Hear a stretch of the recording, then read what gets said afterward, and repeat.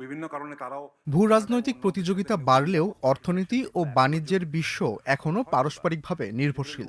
এই বাস্তবতায় জাতীয় স্বার্থকে অগ্রাধিকার দিয়ে বাংলাদেশকে ভারসাম্যপূর্ণ ও বাস্তবমুখী পররাষ্ট্রনীতি অনুসরণ করতে হবে। 4 জুলাই গোলটেবিল আলোচনায় সরকার, বিরোধী দলের প্রতিনিধি ও বিশেষজ্ঞরা এমন মত দিয়েছেন।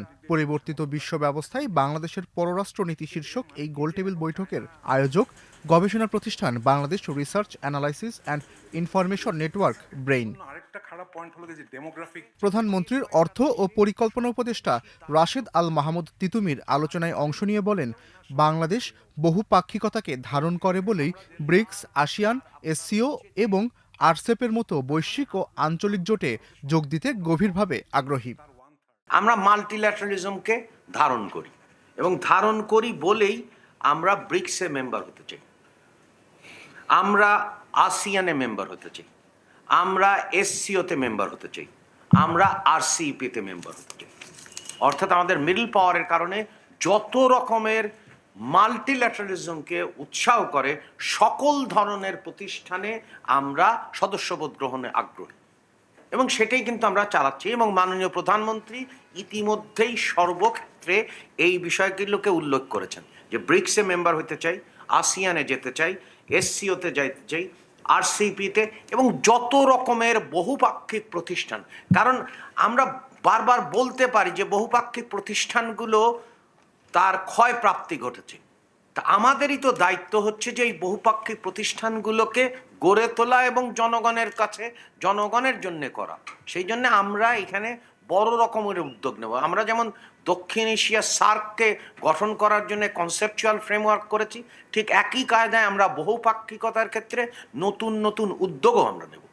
বৈশ্বিক অনিশ্চয়তা মোকাবেলায় ঋণ ও সাহায্যের পরিবর্তে সরকার সরাসরি বিনিয়োগ এবং মুক্ত বাণিজ্য চুক্তিকে অগ্রাধিকার দিচ্ছে বলেও উল্লেখ করেন তিনি। প্র্যাকটিক্যাল কোঅপারেশনের ভিত্তি হতে হবে আমার investment, not aid, not loan, and investment for industrialisation. কারণ আমরা লক্ষ্য করছি, আপনারাও আমাদেরকে বারবার স্মরণ করিয়ে দেন যে পৃথিবীতে অনিশ্চয়তা বেড়ে গেছে। সো এটা নিশ্চয়তা বা ঝুঁকি না, সো এখানে ঝুঁকির থেকে অনিশ্চয়তা বাড়ছে। কারণ কেউ জানতাম না আমরা কোভিড হবে, কেউ জানতাম না আমরা মধ্যপ্রাচ্যে সংকট হবে। যেহেতু সেটা হচ্ছে, সেই জন্যে মাননীয় প্রধানমন্ত্রী মনে করেন যে এই যে সাপ্লাই চেইন ডিসরাপশন হবে বা আনসার্টেনিটি হবে, সেটার থেকে আমরা লক্ষ্য করেছি কোভিডের কারণে দারিদ্র মানুষ বেড়ে গেছে। সো আমরা এটা চাই না। সেই কারণে আমাদের একটা বড় রকমের শিফটটা হচ্ছে যে ইনভেস্টমেন্ট, কিন্তু ইনভেস্টমেন্ট ফর প্রোডাকশন। গোলটেবিল বৈঠকে পররাষ্ট্র প্রতিমন্ত্রী শামা ওবায়দ ইসলাম বলেন, সম্পূর্ণ জাতীয় স্বার্থের উপর ভিত্তি করেই চীন, ভারত ও রাশিয়ার মতো দেশগুলোর সঙ্গে দ্বিপক্ষীয় সম্পর্ক নির্ধারণ করা হবে। খুবই ক্লিয়ারলি আমাদের ম্যানিফেস্টোতে আমরা ব্যক্ত করেছি আমাদের ফরেন পলিসিটা আমরা কীরকম দেখতে চাই। এবং again it's an extension of president Ziaur Rahman এবং দেশনেত্রী বেগম খালেদা জিয়া যেভাবে পড়াশোনাতে চালিয়েছেন, সেটারই একটা এক্সটেনশন অ্যান্ড মোর ডিফাইন্ড আমি বলবো। আমরা খুবই সিরিয়াসলি নাম্বার 1 প্রায়োরিটি ইকোনমিক ডিপ্লোমেসিটাকে গুরুত্ব দিচ্ছি এবং ইকোনমিক ডিপ্লোমেসি কে গুরুত্ব দিতে গিয়ে আমাদের যে সকল দেশের সাথে আমাদের কৌশলগত সম্পর্ক, স্ট্র্যাটেজিক রিলেশনশিপ আরও জোরদার করতে হবে, ট্রেড আরও জোরদার করতে হবে, ইনভেস্টমেন্ট আরও জোরদার করবে, সেসব সকল দেশের সাথে আমরা সেটা করব।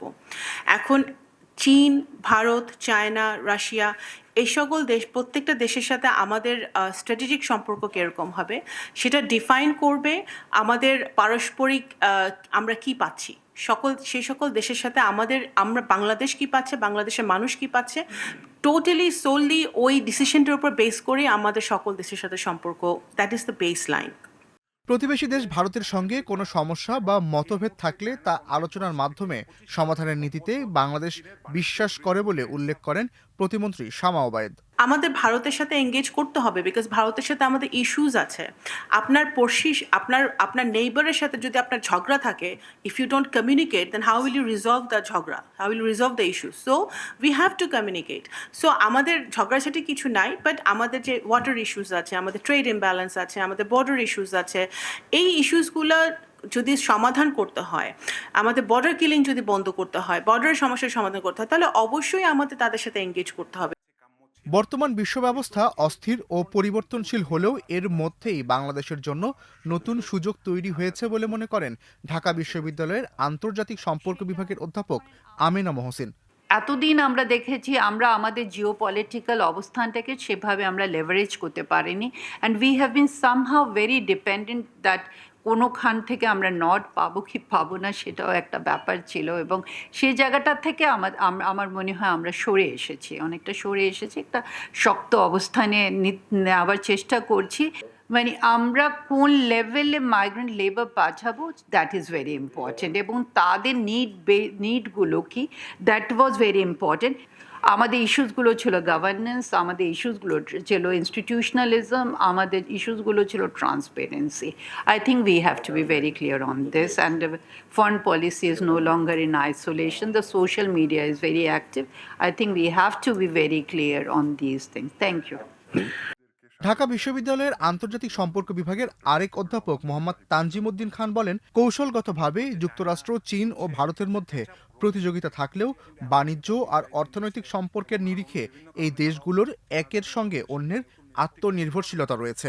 চীন এবং ভারতকেও যেভাবে দেখি, এবং বাংলাদেশের জন্য এই ত্রিশঙ্কু যে সংকট, চীন, ইউএসএ এবং ইন্ডিয়া, এখন ইন্ডিয়া চায়নারও যদি ট্রেড রিলেশন দেখি, গত 10 বছরে ওদের 5.5 বিলিয়ন থেকে এখন গড়ে বোধহয় 11 বিলিয়ন কিংবা তার বেশি। তার মানে হচ্ছে যে স্ট্র্যাটেজিক লেভেলে যেই কম্পিটিশনই থাকুক না কেন, ট্রেড অ্যান্ড ইকোনমিতে তারা খুবই ইন্টারডিপেন্ডেন্ট, যার জন্য চাইনিজ স্কলারদের এখন একটা বড় বৈশিষ্ট্য, এবং যেই ওদের ফরেন পলিসিতে যেই বিষয়টাকে গুরুত্ব দিচ্ছে সেটাকে তারা বলছে ইন্টারডিপেন্ডেন্ট হেজিমনি এবং শেয়ার্ড লিডারশিপ। তার মানে শেয়ার্ড লিডারশিপের যখন আলাপ আসছে, খুব সঙ্গত কারণেই যতই আমরা কম্পিটিশন দেখি স্ট্র্যাটেজিক লেভেলে, ইকোনমিক এরিনাতে কিন্তু কিছু স্পেস আমাদের জন্য তৈরি হচ্ছে।